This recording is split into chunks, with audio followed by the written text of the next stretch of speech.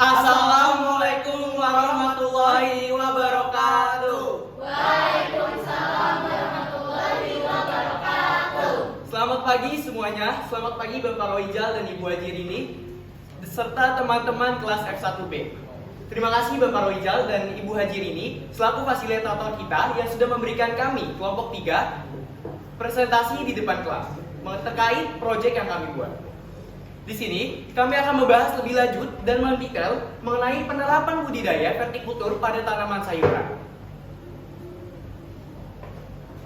Sebelum kita beranjak lebih jauh, perkenalkan saya Orbi Falah dan partner saya Firas Rajendra selaku presenter pada pagi hari ini.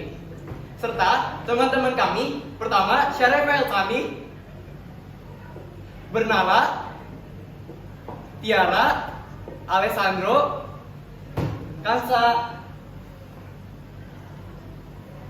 Rizal Muslim, Gabriel, dan Fani. Tapi Kak Orbit, sebelum dilanjut, kita yel-yel dulu nggak sih biar semangat? Ayo, Yel dulu lah ya. ayo. We are Kelompok 3. kelompok 3. Strive to be valued, strive to be fair. Di sini kami akan membagi menjadi 7 topik. Pertama, survei dan hasil survei. Kedua, apa itu vertikultur. Ketiga, alat dan bahan. Keempat, cara pembuatan. Kelima, proses cara perawatan. Keenam, masa panen. Dan ketujuh, kesimpulan. Presentasi pada pagi hari ini kita mulai dari topik survei dan hasil survei.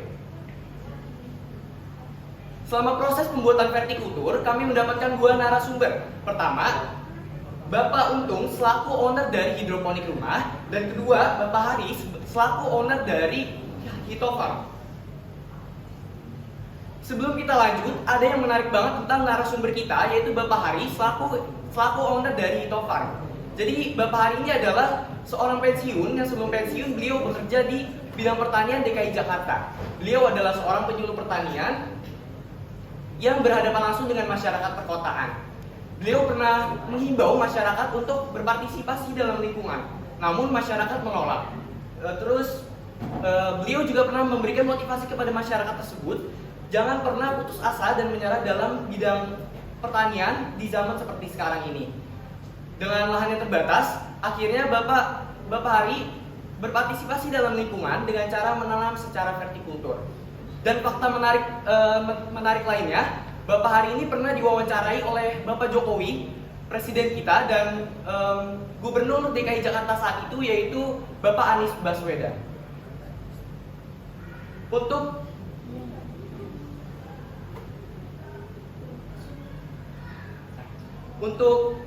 waktu survei, kami melaksanakan melakukan survei hidroponik rumah pada 7 September 2023, tepatnya pada pukul 5 sore di Medland Cibitung, Blok S14, Jalan Medland Cibitung nomor 29, Wanajaya, Kecamatan Cibitung, Kabupaten Bekasi, Jawa Barat. Dan untuk survei dari Hitofarm kami laksanakan pada 16 September 2023, tepatnya pada pukul 9 pagi di Jalan Arya Putra nomor 35, RT 1 RW 4, Serua Indah, Kecamatan Ciputat, Kota Tangerang Selatan, Banten.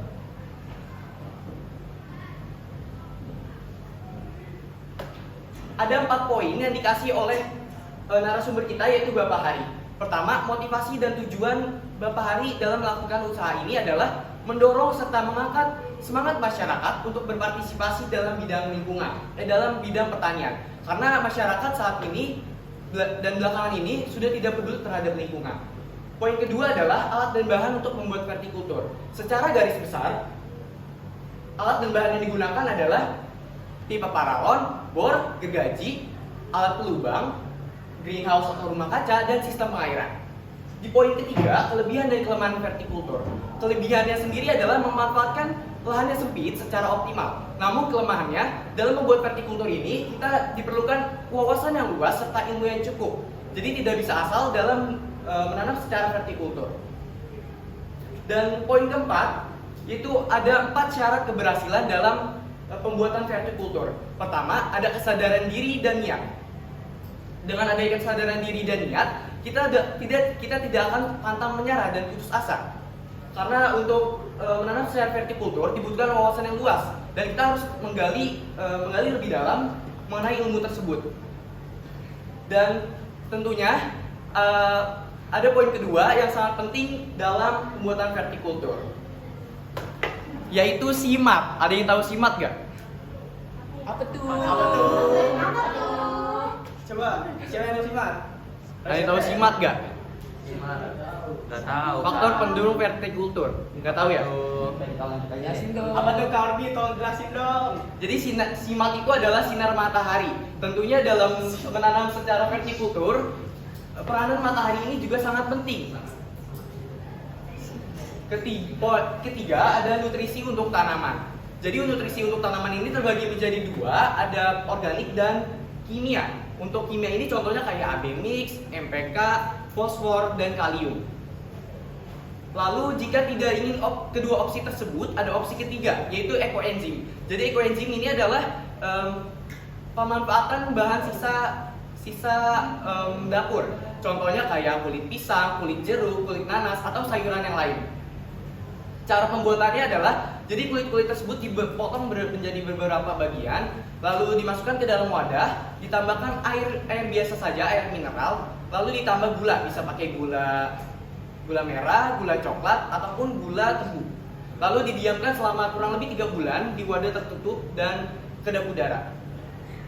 Lalu keempat, tentunya teknologi, cara manajemen, dan cara pemasaran adalah 4 faktor penting dalam keberhasilan menanam secara vertikultur. Sekarang kita masuk ke topik kedua, yaitu apa itu vertikultur. Jadi, secara awam, pengertian vertikultur ini adalah sistem budidaya pertanian yang dilaksanakan secara vertikal atau bertingkat, baik skala indoor maupun outdoor. Lalu tujuannya ini adalah memanfaatkan lahan yang sempit secara optimal dan memiliki beberapa manfaat, yaitu efisiensi penggunaan lahan, kemungkinannya sangat kecil untuk tumbuhnya rumput dan gulma, lalu dapat dipindahkan secara mudah. Ke topik ketiga, kita ada alat dan bahan.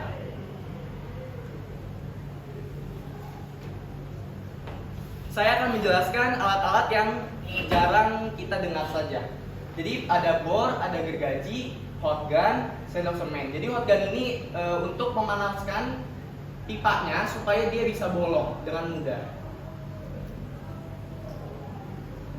Lalu ada AB mix, netpot, pipa paralon, dan rockwool. AB mix ini itu yang tadi pupuk kimia, lalu netpot itu adalah penyangga dari benih, lalu rockwool ini adalah media tanam untuk benih.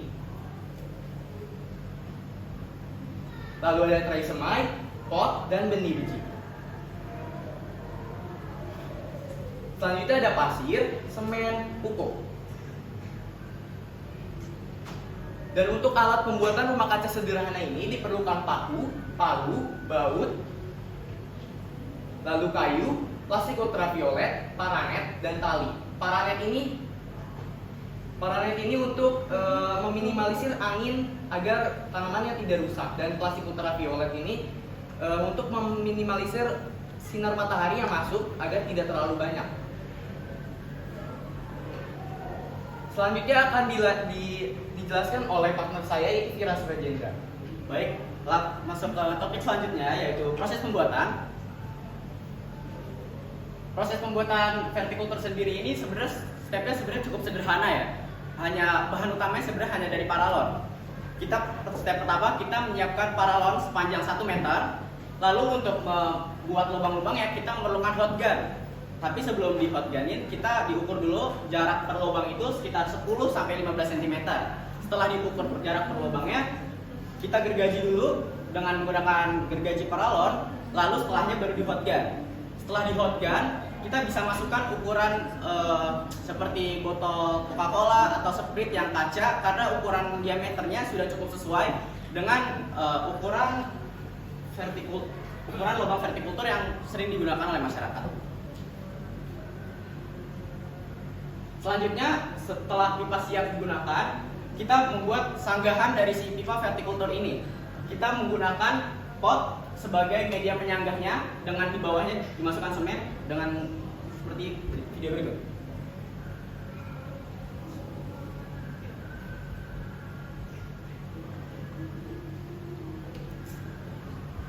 Selanjutnya, setelah pipa dan potnya siap disanggah, kita mulai masuk penanaman ke benihnya atau masa penyemaian. Masa penyemaian sendiri dimulai dari melakukan pemasukan benih ke rock wall-nya. Rock wall dipotong dengan ukuran 3 x 3 x 3 cm, dan per satu rock wall-nya kita bisa masukin tidak hanya 1 atau 3 benih. Misalnya kalau seperti kangkung yang ingin sekali panen bergerombol, kita bisa masukin lebih dari 5 benih juga tidak masalah. Setelah masa penyemaian selesai, dia akan tumbuh seperti ini. Selanjutnya tinggal dimasukkan ke media yang sudah disiapkan di pipa tersebut. Media yang ditaruh di dalam pipa tersebut bisa berupa pupuk atau kompos. Namun selain itu kita bisa menambahkan pupuk-pupuk seperti pupuk yang sudah dijelaskan oleh Orbit di awal.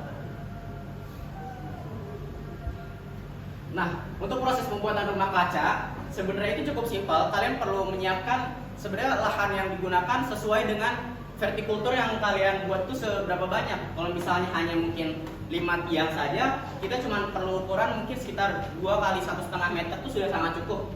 Dengan membuat tiang berupa kayunya, lalu dilanjut plastik sinar ultraviolet itu di samping untuk mengurangi radiasi sinar matahari yang masuk, sedangkan paranet itu ada di bagian atas untuk mengurangi angin dan air yang masuk ke dalam. Selanjutnya adalah cara perawatannya. Cara perawatan vertikultur sendiri ini adalah yang pasti untuk menjaga kelembapan tanah di vertikulturnya, kita memerlukan air yang cukup penting. Nah, air sendiri ini kita harus selalu rutin menyiramnya, jangan sampai telat. Karena vertikultur sendiri ini adalah tanaman yang ditanam itu tanaman-tanaman yang cepat panen atau berbatang lembek, misalnya seperti kangkung, pakcoy, bayam, dan sebagainya.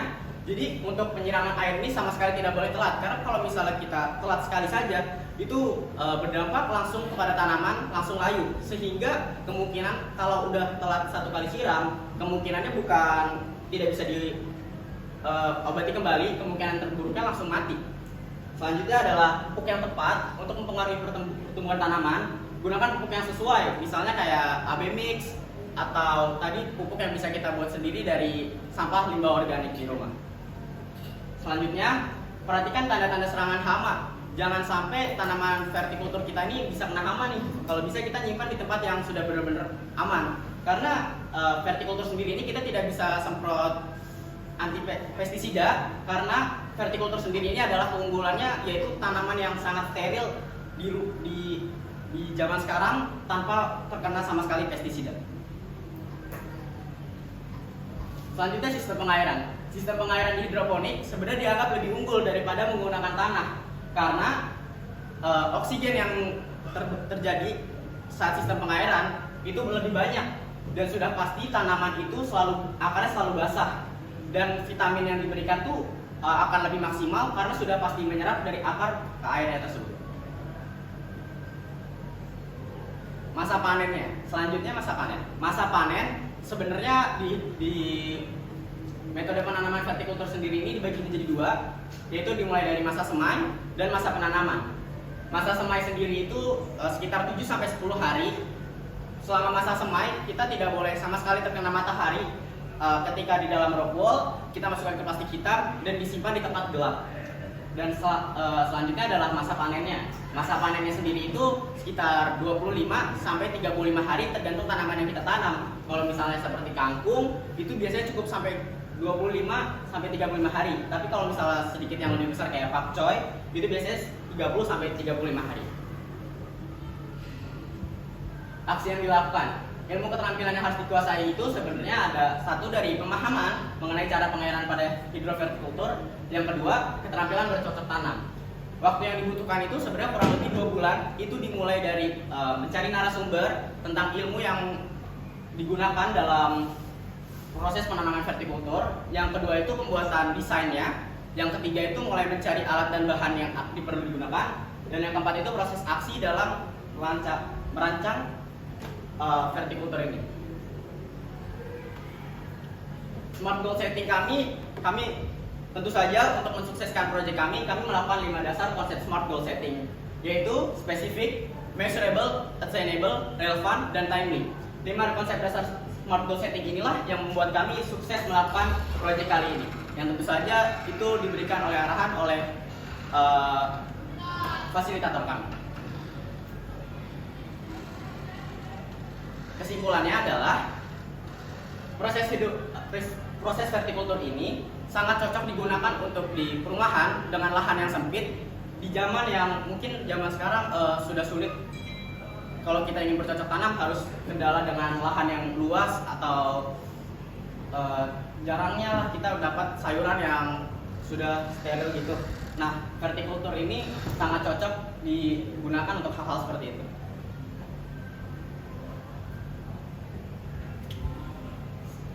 Terakhirnya, special thanks kepada Bu Nini dan Pak Roizal selaku fasilitator kami yang telah membimbing kami dari mulai mencari narasumber hingga kami bisa melakukan masa panen dan nanti akan dipamerkan pada acara panen karya pada Februari 2024. Dan kami juga berterima kasih kepada narasumber kita yaitu Bapak Untung dan Bapak Hari yang sudah memberikan kami wawasan yang cukup luas dan ilmu yang cukup sehingga kami bisa berani untuk melaksanakan proyek ini. Dan yang terakhir, terima kasih kepada semua yang terlibat dalam pembuatan vertikultur.